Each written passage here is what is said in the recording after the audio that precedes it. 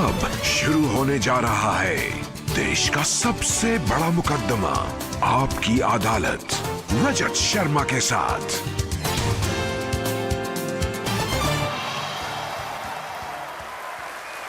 नमस्कार।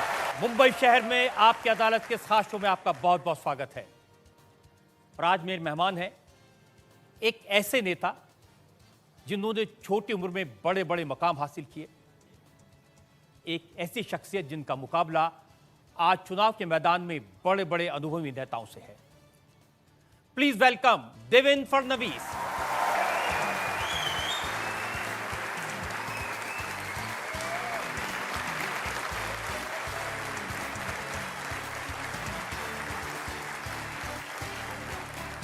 आज का मुकदमा शुरू कर इससे पहले एक नजर देवेंद्र फडणवीस के पॉलिटिकल करियर पर और उनके सामने जो चुनौती है उस पर।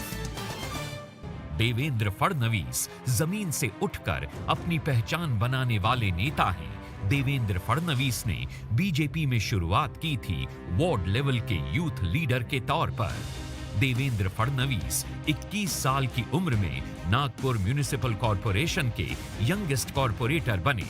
27 साल की उम्र में देवेंद्र फडणवीस नागपुर के सेकंड यंगेस्ट मेयर बने।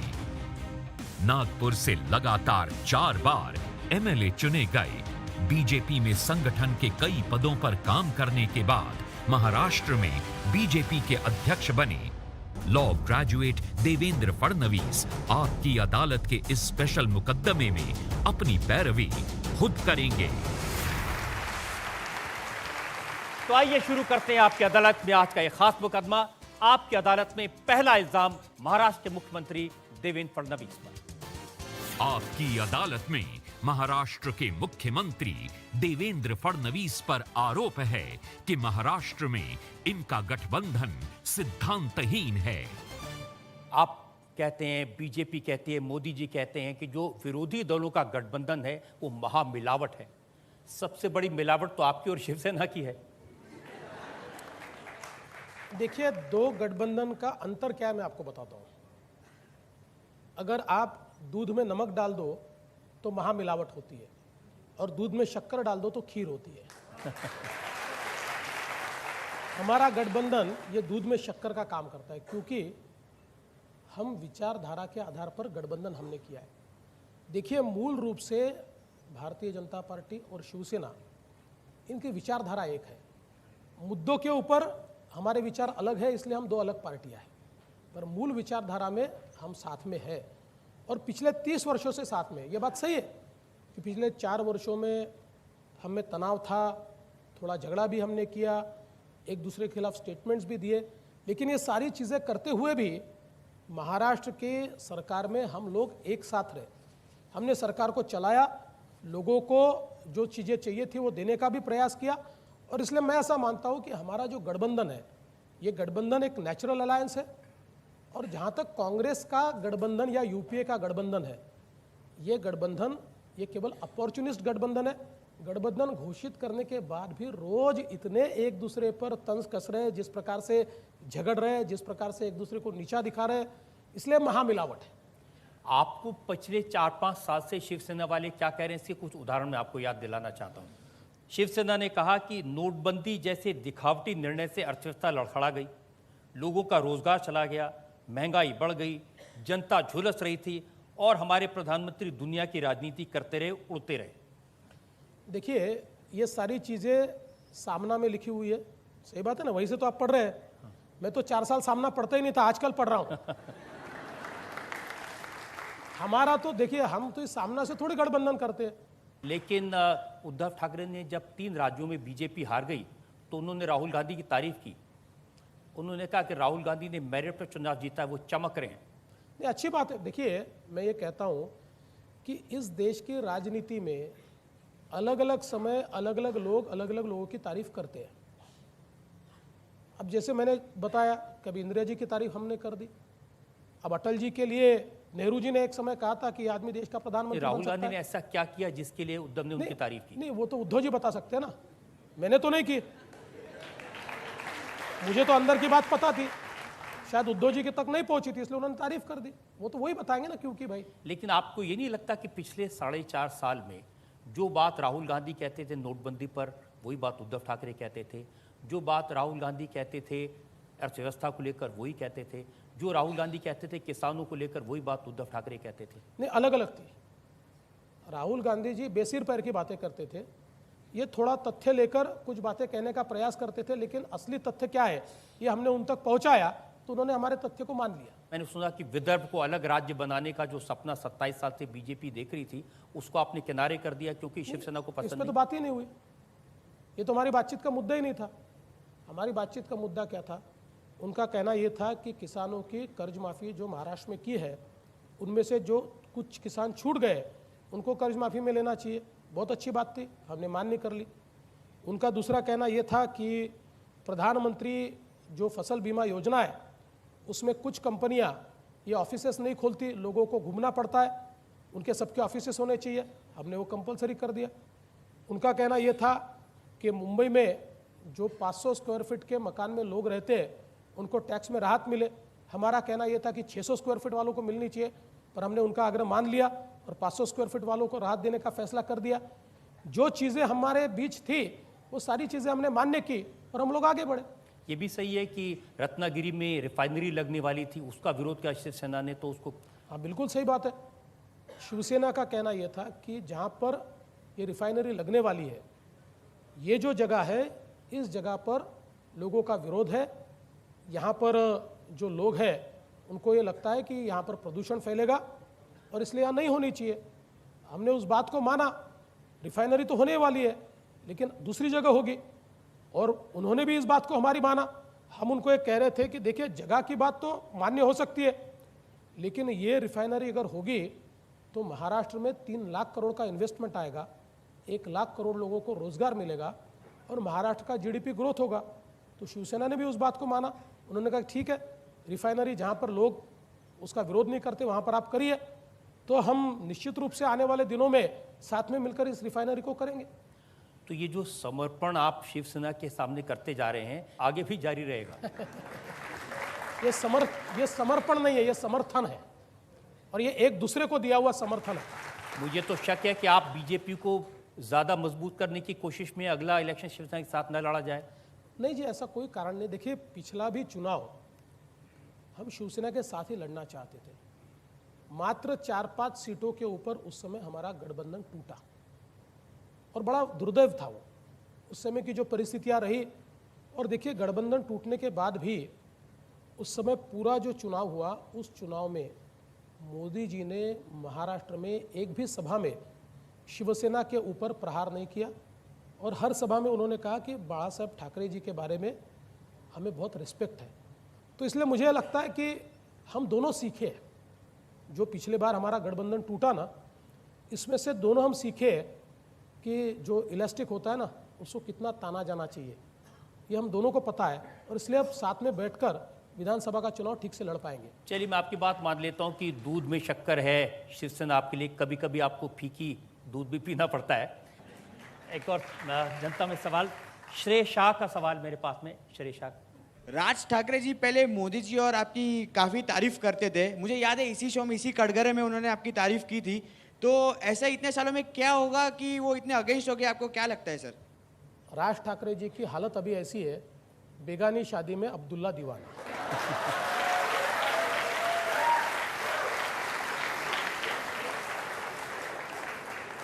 वो बहुत अच्छे वक्ता है, वो हमारे बारे में कुछ भी कहे, मैं उनकी तारीफ एक चीज़ के लिए कहूँगा कि बहुत अच्छे वक्ता है, लेकिन अपनी ज़बान गलत समय गलत जगह इस्तेमाल कर रहे हैं।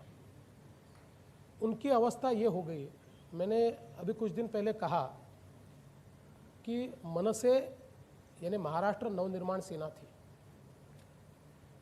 और एक बड़ी ताकत के साथ वो सामने आए थे। महाराष्ट्र की राजनीति में एक नया चेहरा लोगों को लगा, लेकिन धीरे धीरे लोगों का मोह भंग हो गया, और इसलिए ये जो महाराष्ट्र नवनिर्माण सेना मनसे थी, ये मराठी में कहते हैं मतदार नसलेली सेना, ये मनसे हो गए। और अब इसका परिवर्तन हो गया उनसे में, यानी उम्मीदवार नसलेली सेना। इनको विधानसभा में सीटें नहीं मिली, इनको लोकसभा में सीटें नहीं मिली, इनको कारपोरेशन में सीटें नहीं मिली, इनको जिला पंचायत में सीटें नहीं मिली, ये पार्टी समाप्त हो गई। और आज राज ठाकरे जी की परेशानी ये है कि कांग्रेस राष्ट्रवादी उनका उपयोग तो करना चाहती है, लेकिन उनको साथ नहीं लेना चाहती। अभी मुझे तो कभी कभी आश्चर्य होता है, राज ठाकरे जी के साथ गठबंधन करने का प्रयास जब एनसीपी ने किया तो कांग्रेस ने यह कह दिया कि भाई इनके साथ गठबंधन करेंगे तो इनकी इमेज नॉर्थ में नॉर्थ इंडियन विरोधी है और इसलिए हमको नुकसान होगा, इसलिए हम इनको साथ में नहीं रखना चाहते। तो इसलिए मुझे लगता है कि वो बड़े फ्रस्ट्रेटेड है और वो जिस प्रकार से, मैं आपको बता रहा हूँ, जिस प्रकार से मोदी जी पर अटैक करते हैं, जिस प्रकार से हमारे ऊपर अटैक करते हैं, उनको फ़ायदा नहीं होने वाला। जो उनके साथ बचे हुए लोग हैं ना, वो भी हमारे साथ आएंगे और जिन्होंने उनको आज तक वोट दिया वो हर आदमी बीजेपी शिवसेना को ही वोट देगा, वो मोदी जी को ही वोट देने वाला है। ये इल्ज़ाम शरद पवार साहब ने लगाया, बड़े दुखी हैं। वो कह रहे हैं कि मैंने 52 साल के जीवन में किसी चुनाव में किसी पार्टी को इतना पैसा, इतनी ताकत खर्च करती नहीं देखा। क्या कर रहे हैं आप? देखिए, मैं ऐसा मानता हूं कि ये इस शताब्दी का सबसे बड़ा जोक है। शरद पवार साहब ये बात कहें। देखिए, मुझे कभी कभी आश्चर्य होता है, इस देश की राजनीति में पैसे का महत्व जिन चंद लोगों ने बढ़ाया उसमें से एक शरद पवार जी है। महाराष्ट्र की राजनीति में सत्ता और सत्ता में से पैसा और पैसे में से वापस सत्ता, इस संस्कृति को अगर किसी ने लाया तो उन्हीं की विचारधारा ने इस संस्कृति को लाया है। और आज जब शरद पवार जी ये कहते हैं तो मुझे बड़ा आश्चर्य होता है। देखिए, आज भी देश के किसी भी राजनेता से पूछ लीजिए, सबसे ज़्यादा रिसोर्सफुल व्यक्ति कौन है, सबसे ज़्यादा रिसोर्सफुल पार्टी कौन है, आप जनता से भी पूछ लीजिए, जवाब आ जाएगा। मैं नहीं दूंगा। नहीं, देखिए, मेरे पास तो उनका स्टेटमेंट है। स्टेटमेंट उन्होंने दिया है इंटरव्यू में। उन्होंने कहा कि उनकी पार्टी के पास में और कांग्रेस के पास में रैली करने के लिए पैसे नहीं है, गाड़ियां हायर करने के लिए पैसे नहीं है, कार्यकर्ताओं को खाना खिलाने के पैसे नहीं है। देखिए, इस बात को मैं तभी सच मानूंगा जिस दिन टाटा, बिरला या अंबानी कहेंगे कि हम गरीब हो गए।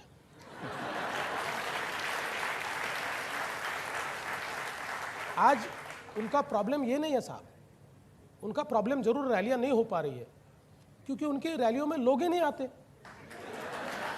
मंच तो बड़े बड़े लगते हैं, कोई आने को तैयार नहीं है।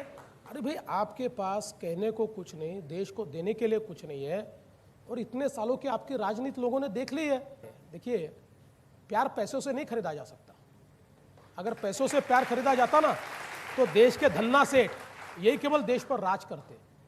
प्यार तो आपके काम से होता है।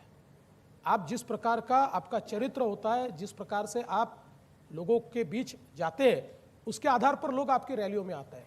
और इसलिए मुझे यह लगता है कि एक बात अच्छी है कि पवार साहब के ध्यान में आ गया कि उनकी रैलियों में लोग आते नहीं।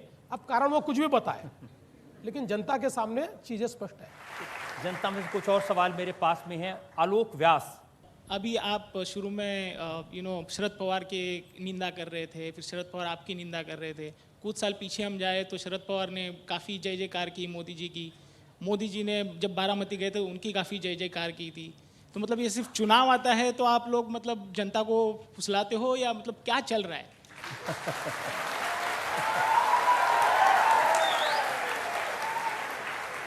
देखिए, भारत की राजनीति में हमने हमेशा एक चीज़ मानी है कि हम राजनीतिक विरोधी हैं, हम एक दूसरे के दुश्मन नहीं हैं।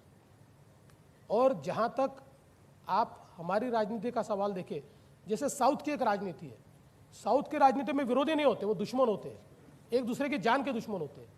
ऐसी राजनीति हमारी नहीं है।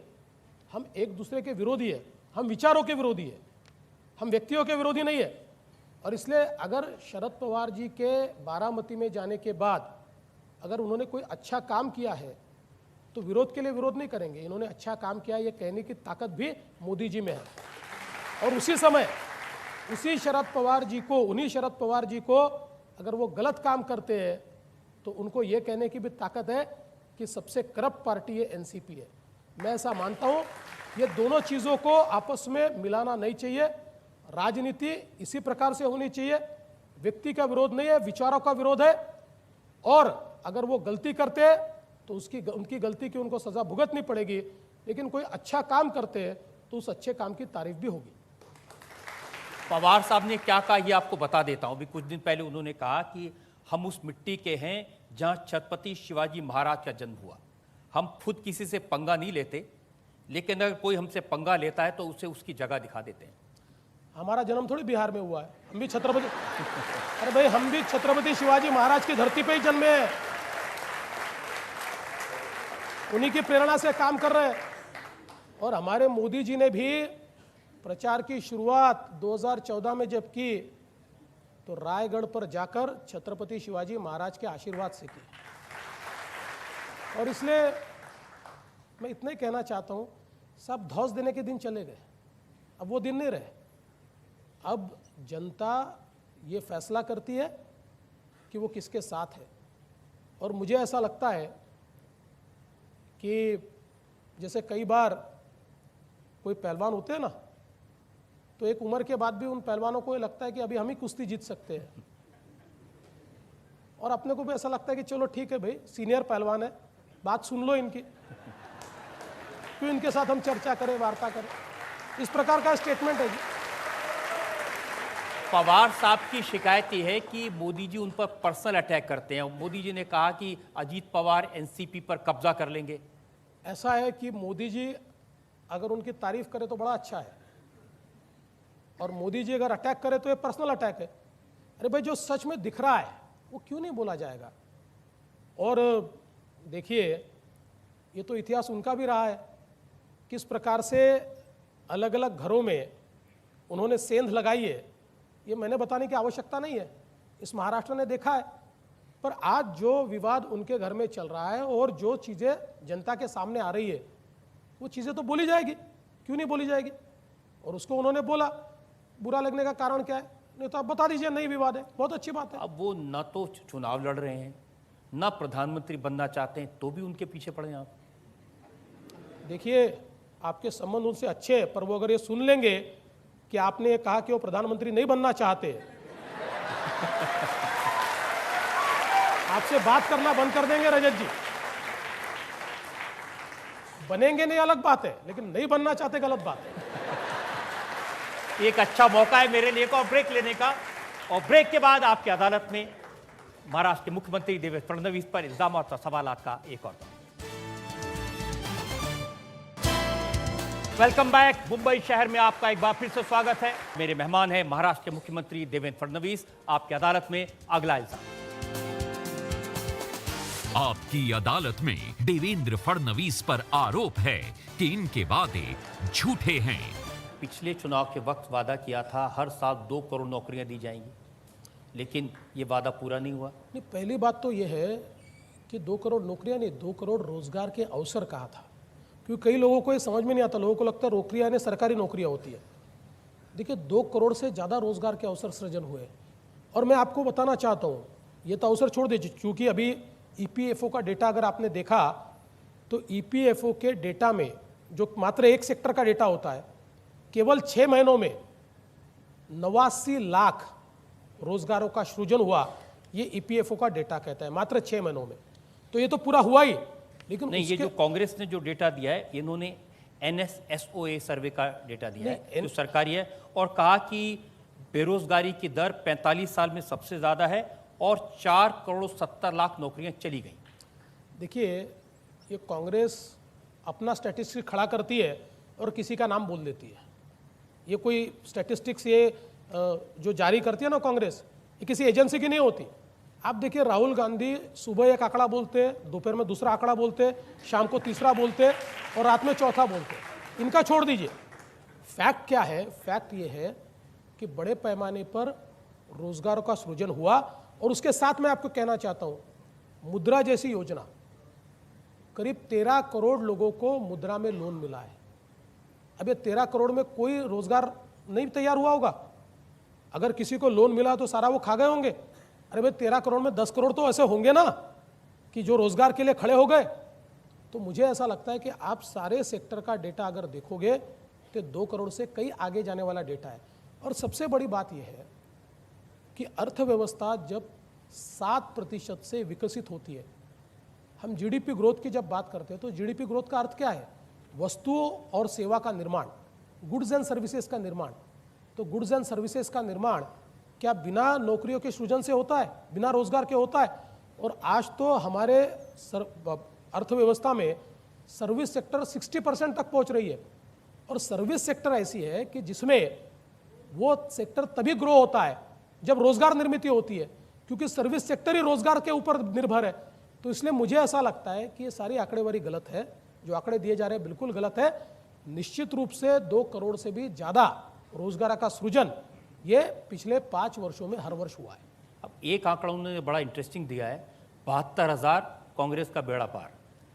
उन्होंने लोगों से कहा कि 6,000 रुपये महीना गरीब लोगों को दिया जाएगा अगर राहुल गांधी प्रधानमंत्री बने, और इससे तो देखिए गरीबों का कितना भला होगा।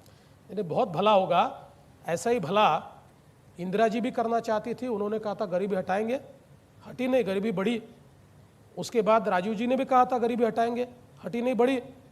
उसके बाद सोनिया जी ने भी कहा था गरीबी हटेगी, हटी नहीं, बढ़ी। अब चौथी पीढ़ी आई है, वो भी यही सपना दिखा रही है। अरे जब 4 पीढ़ियों में आप नहीं कर पाए तो आप कहाँ से करने वाले हो? मैं आपको बताता हूँ, ये वो नए आंकड़े फेंक देते। देखिए मैं आपको एक बात बताता हूँ, जिसको पता है कि अपन चुनकर नहीं आने वाले, वो तो ये भी वादा कर सकता है कि हर व्यक्ति को ताजमहल बना के दूंगा, हर एक के घर में स्विमिंग पूल बना के दूंगा, हर व्यक्ति को मोटर गाड़ी दूंगा। लेकिन बेसिर पर बातें हैं जी। अभी इतने बार पूछने के बाद भी देखिए मैं आपको बताना चाहता हूँ, पीएम किसान योजना मोदी जी ने घोषित की, 6,000 रुपये देंगे तो खाते में पैसे चले गए। आज जो भी योजना हम घोषित करते हैं उन योजनाओं को पूरा करते हैं। भाई आपने वादा किया था 15 लाख रुपए लोगों के खाते में आएंगे, काला धन वापस आ जाएगा। नहीं, देखिए पहली बात तो यह है कि न किसी घोषणा पत्र में ये कहा है। आप मुझे एक भाषण की क्लिप दिखाइए कि मोदी जी कहते हैं कि आपके खाते में 15 लाख दूंगा, या भाजपा का घोषणा पत्र दिखाइए कि जिसमें कहा गया है कि हम 15 लाख रुपए आपके खाते में डालेंगे। उस समय मोदी जी ने कहा था कि कांग्रेस के कार्यकाल में इतना काला धन विदेशों में गया है कि जो काला धन, अगर हम इकोनॉमिक इंटेलिजेंस का रिपोर्ट देखें या आर्थिक सर्वेक्षण देखें, तो इसमें जितना काला धन विदेशों में भारतीयों का है जो कांग्रेस के ज़माने में गया है, इसके अगर टोटल देखें तो हर परिवार को 15 लाख रुपए मिल सकते हैं। इतना काला धन विदेश में है। यह काला धन देश में वापस कैसा आए, इसका प्रयास हम करेंगे। बस उठा के रोज इन्होंने झूठ बोलना शुरू किया। अब मोदी जी की आदत है, मोदी जी ये सारी चीज़ों पर जवाब नहीं देते। देखिए झूठ बोलते रहते हैं, मोदी जी जवाब नहीं, मोदी जी एक्शन से बात करते, मुंह से बात नहीं करते। नहीं, अब मोदी जी को जवाब तो देना पड़ा जब राहुल गांधी रोज कह रहे थे कि चौकीदार चोर है, चौकीदार चोर है। उन्होंने सबको चौकीदार बना दिया। बिल्कुल सही बात है। देखिए कभी कभी मुझे आश्चर्य होता है कि जब 5 सालों में एक भी आरोप मोदी जी पर और उनकी सरकार पर नहीं लगा पाए, तो एक राफेल का मनगढ़ंत आरोप लगाने की कोशिश की। और आश्चर्य इस बात का है साहब, इस देश के सुप्रीम कोर्ट ने यह स्पष्ट कर दिया कि इसमें कोई घोटाला नहीं है। सुप्रीम कोर्ट ये भी स्पष्ट करता है कि जो कागज हमने देखे उसमें तो देश का फायदा हुआ है। ये सारी चीजें सुप्रीम कोर्ट कह दे। ये कल तक तो सुप्रीम कोर्ट के बारे में बड़ी अच्छी बात करते थे, और जैसे सुप्रीम कोर्ट ने कह दिया कि राफेल में घोटाला नहीं है, तब भी ये रोज कह रहे घोटाला है, तब भी ये सुप्रीम कोर्ट को मानने को तैयार नहीं है। जब देश का सीएजी कहते रिपोर्ट देकर और सारा उसका ऑडिट करके कि इसमें कोई घोटाला नहीं है, देश का फायदा हुआ है, तब भी ये मानने को तैयार नहीं है। अब ये भाई साहब, अगर आप सुप्रीम कोर्ट को नहीं मानना चाहते, अगर आप सीएजी को नहीं मानना चाहते, तो अब किससे हम, अब भाई इसकी तफ्तीश करें किससे? तो इसका सीधा मतलब यह है कि देश की एजेंसियों को भी नकार कर रोज झूठ बोलो, दिन में झूठ बोलो, रात में झूठ बोलो, खाते समय झूठ बोलो। मुझे तो लगता है कि ये झूठ अगर बोलेंगे नहीं तो खाना नहीं पचा पाएंगे। ये हालत है इनकी। देश में इतना झूठा विपक्ष मैंने मेरी राजनीति में नहीं देखा। मुझे भी 25 साल हो गए राजनीति में, ज़्यादा ही हो गए। 25 साल से तो मैं जनप्रतिनिधि हूँ, पर मैंने इतना झूठा विपक्ष नहीं देखा। देखिए आरोप प्रत्यारोप लगते हैं, लेकिन सारी चीज़ें विस्तार के साथ सुप्रीम कोर्ट निर्णय दे दे और उसके बाद अगर आप ये कहें कि इसमें घोटाला है, तो आपके मन में घोटाला है, आप घोटालेबाज हो और आप झूठ बोल रहे हो, ये से स्पष्ट है। मैंने राहुल गांधी का नागपुर में भाषण सुना, उसमें वो एक कदम आगे बढ़ गए। उन्होंने कहा कि हमारी सरकार बनी तो जांच करेंगे और चौकीदार को जेल भेज देंगे। देखिए, जो बेल पर है वो जेल जाने की, किसी को जेल भेजने की बात नहीं की। सरकार तो उनकी आने वाली नहीं है। देखिए, बिल्कुल स्पष्ट बात यह है कि अपने ऊपर लगा हुआ बोफोर्स का दाग, उनको ऐसा लगता है कि कोई दाग अगर मोदी जी पर हम लगा दे तो ये दाग मिट जाएगा। तो मोदी जी बेदाग है भैया, इनको आगा नहीं और पीछा नहीं है, इनको कोई किसी से लेना देना नहीं है, देश के लिए काम करने वाले आदमी है। और इसलिए आज हालत ऐसी है, यानी किसी ने वो मुझे एक जोक भेजा, उसने कहा कि ये हो गया कि जैसे मोदी जी ने कहा मैं भी चौकीदार, तो मैंने भी कह दिया मैं भी चौकीदार, हमारे अध्यक्ष जी ने भी कह दिया मैं भी चौकीदार, हमारे सारे नेताओं ने कह दिया मैं भी चौकीदार, तो ऐसे ही राहुल जी ने कहा मैं भी बेल पे, तो सोनिया जी ने कहा मैं भी बेल पे, तो चिदम्बरम जी ने कहा मैं भी बेल पे, तो राजा ने कहा मैं भी बेल पे, तो कनिमोई ने कहा मैं भी बेल पे। तो आखिर में लालू जी चिल्लाए, अरे नालायकों, मुझे कौन बेल देगा पहले ये बताओ। जो कहे ये, कोई मैं उनके ऊपर तंज नहीं कस रहा हूँ, हमारे विरोधी होंगे तो भी बड़े नेता है वो। एक और ब्रेक के बाद आपकी अदालत में इल्जाम और सवाल का एक और दौर। Welcome back. मुंबई शहर में आपका एक बार फिर से स्वागत है। मेरे मेहमान हैं महाराष्ट्र के मुख्यमंत्री देवेंद्र फडणवीस। आपकी अदालत में अगला इल्जाम। आपकी अदालत में महाराष्ट्र के मुख्यमंत्री देवेंद्र फडणवीस पर आरोप है कि ये सुरक्षा को इशू बना रहे हैं।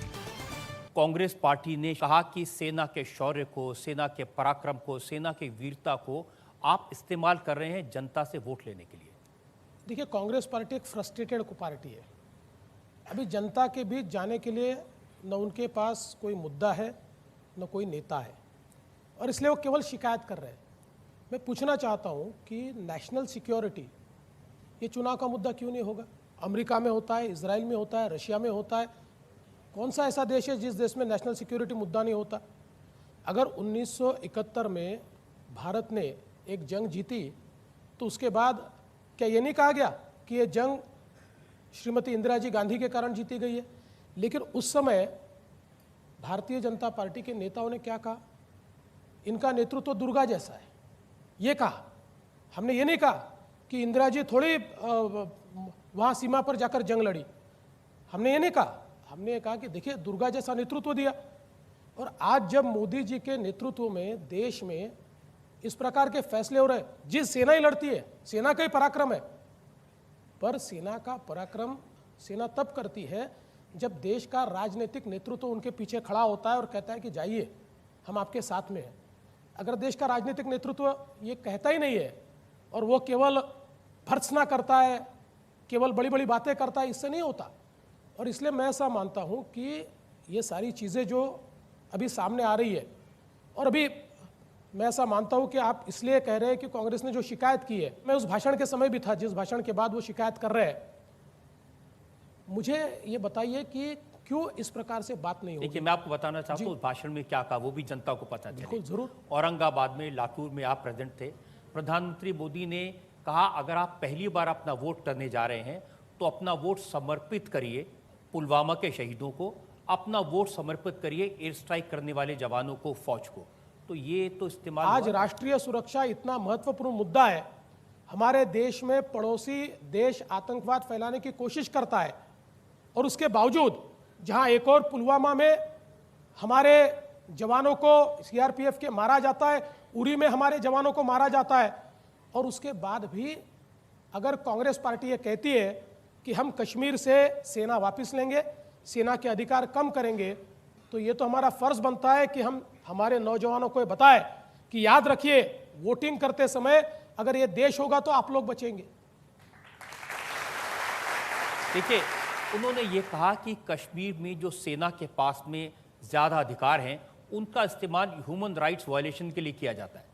नहीं, मुझे ये कभी याद नहीं पड़ता कि जिस समय कश्मीर में से वहाँ के पंडितों को बाहर निकाला गया था, तो ह्यूमन राइट्स के बारे में कभी कांग्रेस को दुख हुआ था?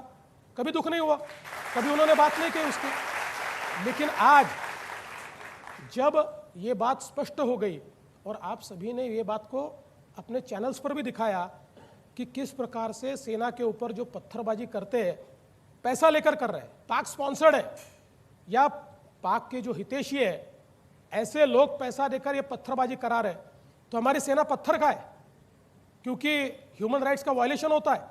जैसे ह्यूमन राइट्स है वैसे नेशनल सिक्योरिटी भी है, और ह्यूमन राइट्स के वायलेशन की ये बात जो है ना, ये ढकोसला है साहब।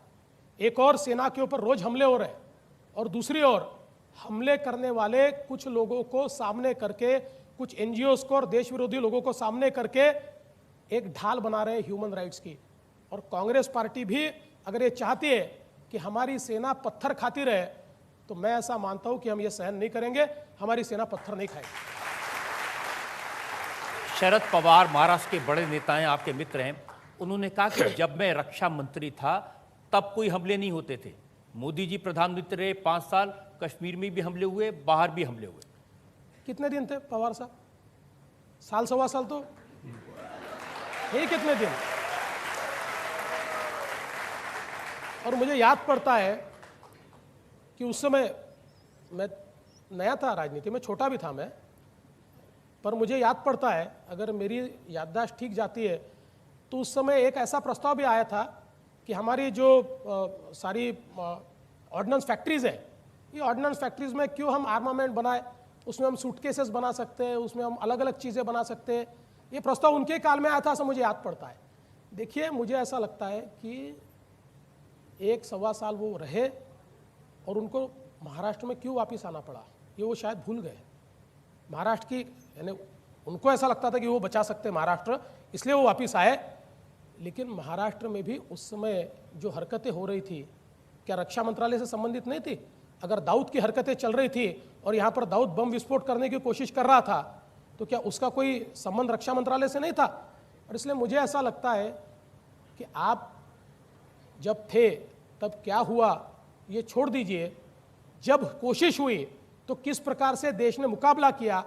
आपकी सरकार में और हमारी सरकार में यह अंतर है कि आपकी सरकार में जब आप केंद्र की सरकार में मंत्री थे, और जब महाराष्ट्र में भी आपकी सरकार थी, 2008 में बम विस्फोटों के बाद आपने उसके ऊपर कोई कार्रवाई नहीं की, हमने केवल भर्त्सना की, उससे ज़्यादा कुछ नहीं किया।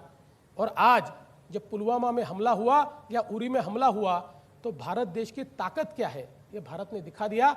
ये आपके विचार में और आपके काम में और हमारे विचार में और हमारे काम में अंतर है। देवेंद्र जी, वो पूछ रहे हैं कि कुलभूषण जाधव को तो वापस ला नहीं पाए, पवार साहब कह रहे हैं कि तब 56 इंच का सीना कहाँ गया था। अच्छा, मैं पूछना चाहता हूँ, कुलभूषण जाधव की केस कब से चल रही है? आज चल रही है क्या? उनके ज़माने में नहीं थी? देखिए, ये सारी चीज़ें शोभा देने वाली चीज़ें नहीं है। उनको ये समझता है कि कुलभूषण जाधव को बचाने के लिए भारत देश ने जिस प्रकार से डिप्लोमेसी की, और आज अंतर्राष्ट्रीय कोर्ट में जिस प्रकार से, देखिए शब्द गलत इस्तेमाल कर रहा हूँ, माफ़ कीजिएगा, पर जिस प्रकार से पाकिस्तान को नंगा किया भारत ने, पूरे दुनिया में पाकिस्तान का झूठ ये सामने आया। और मेरा विश्वास है भारत जिस प्रकार की कूटनीति से और जिस प्रकार की नीति से आगे बढ़ रहा है, कुलभूषण जाधव भी एक दिन भारत में लौटेंगे। जनता में से बहुत सारे लोग ये सवाल पूछना चाहते हैं, कुछ सवाल मेरे पास लिख के दिए हैं। विमल जैन का सवाल है। विमल जैन, कहाँ हैं आप? सर, देश में कई ऐसे लोग हैं जो हिंदू आतंकवाद और भगवा आतंकवाद के नाम पर देश का मुद्दा उठा रहे हैं। सर, ये लोग देश को भड़काने का काम नहीं कर रहे हैं? नहीं, देखिए बिल्कुल गलत बात है ये, और मैं तो ये मानता हूँ कि हिंदू कभी आतंकवादी हो ही नहीं सकता, और जो आतंकवादी है वो कभी हिंदू नहीं हो सकता, क्योंकि हिंदुत्व की परिभाषा सहिष्णुता है। दुनिया ने जिनको त्यागा उनको भारत ने पनाह दी। भारत ने कभी किसी के ऊपर हमला नहीं किया। हिंदुत्व ये सहिष्णुता का दूसरा नाम है, और इसलिए अगर कोई अपने आप को हिंदू कहता है और गलत गतिविधि करता है तो हिंदू हो नहीं सकता। लेकिन चूंकि एक ऐसा दौर था जिस समय देश में आतंकवाद चल रहा था और उस आतंकवाद के चलते एक विशिष्ट समाज ये कांग्रेस के ऊपर नाराज था, उस समाज की कोई मांग नहीं थी, कई उसके कारण थे। उसको भटकाने के लिए, उस समाज को बरगलाने के लिए उस समय कांग्रेस ने ये एक नया नरेटिव छोड़ा, हिंदू आतंकवाद।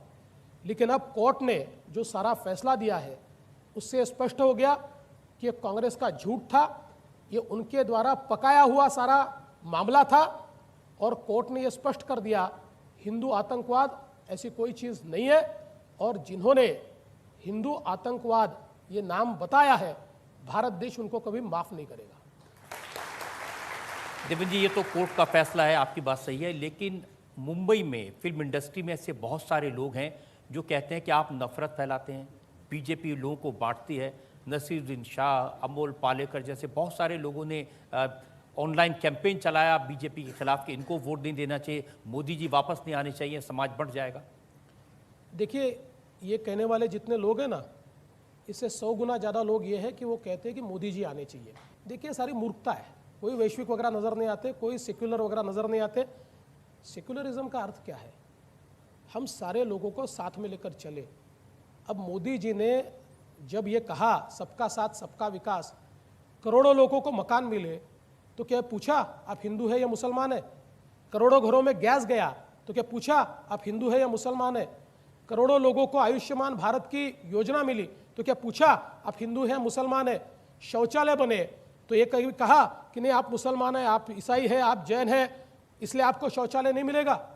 मुझे ये लगता है कि सारी की सारी योजनाएं आज देश में बिल्कुल सबका साथ सबका विकास के साथ चल रही है।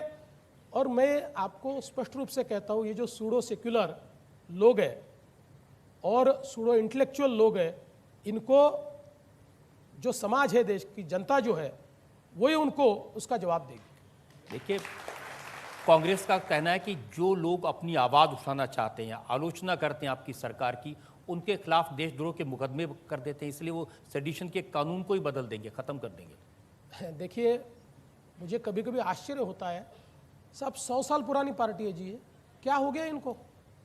देखिए, हमारे विरोधी होंगे, लेकिन अगर देश की एक प्रमुख विरोधी पार्टी इस प्रकार से वोटों के लिए अगर लाचार हो जाए तो क्या हालत होगी इस देश की? देखिए, सेडिशन का कानून ये किस लिए है? इस देश के खिलाफ कोई युद्ध पुकारता है, अगर कोई देशद्रोह करता है तो ये कानून लगता है। और मुझे बताइए, किसकी सिंपत्ति है इनको? वो टुकड़े टुकड़े गैंग की, जिन्होंने दिल्ली में ये नारे दिए कि भारत तेरे टुकड़े होंगे 50, पाकिस्तान जिंदाबाद, उनके ऊपर सेडिशन नहीं लगेगा तो क्या उनका हार पहनाएंगे? इस देश के अंदर भारत के संविधान को कोई नकारेगा, भारत के तिरंगे झंडे को कोई नकारेगा, तो ये चीज़ें नहीं चलेगी। साहब, फ्रीडम ऑफ स्पीच जरूर है और सबको है, निश्चित रूप से। आप रोज उठकर मोदी जी को गाली देते हैं और कितनी भद्दी भद्दी गालियां देते हैं। किसके ऊपर सेडिशन लगा? क्या नहीं कहा आपने मोदी जी को? मौत के सौदागर से लेकर नीच तक सब कह दिया, किस पर सेडिशन लगा? लेकिन अगर देश के खिलाफ कहोगे तो सेडिशन तो लगेगा ही साहब। ये देश के खिलाफ हम सहन नहीं करेंगे। और इसलिए मैं कांग्रेस पार्टी से अपील करना चाहता हूं, अभी भी कहिए देशद्रोहियों के साथ हम लोग देशद्रोही के साथ जैसा पेश आना चाहिए वैसे ही पेश आएंगे, उनको हार नहीं डालेंगे। देवेंद्र जी, आपने हर सवाल का बेबाकी से जवाब दिया, किसी सवाल को डक करने की कोशिश नहीं की। हम एक ब्रेक के रुकेंगे और ब्रेक के बाद मैं आपसे पूछूंगा, सोच लीजिए आपका फैसला क्या है देवेंद्र फडणवीस के इस मुकदमे पर।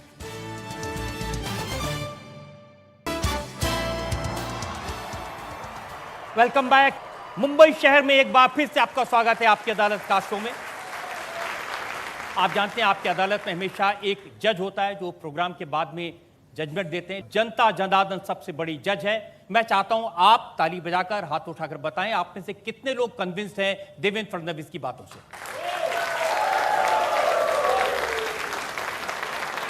तो देवेंद्र जी, ये फैसला आज आपके पक्ष में गया। बहुत बहुत धन्यवाद आप मुंबई की जनता का। आपकी अदालत के प्रोग्राम यही खत्म करते हैं। अगले हफ्ते आपसे मिलेंगे एक नई शख्सियत के साथ। तब तक के लिए नमस्कार।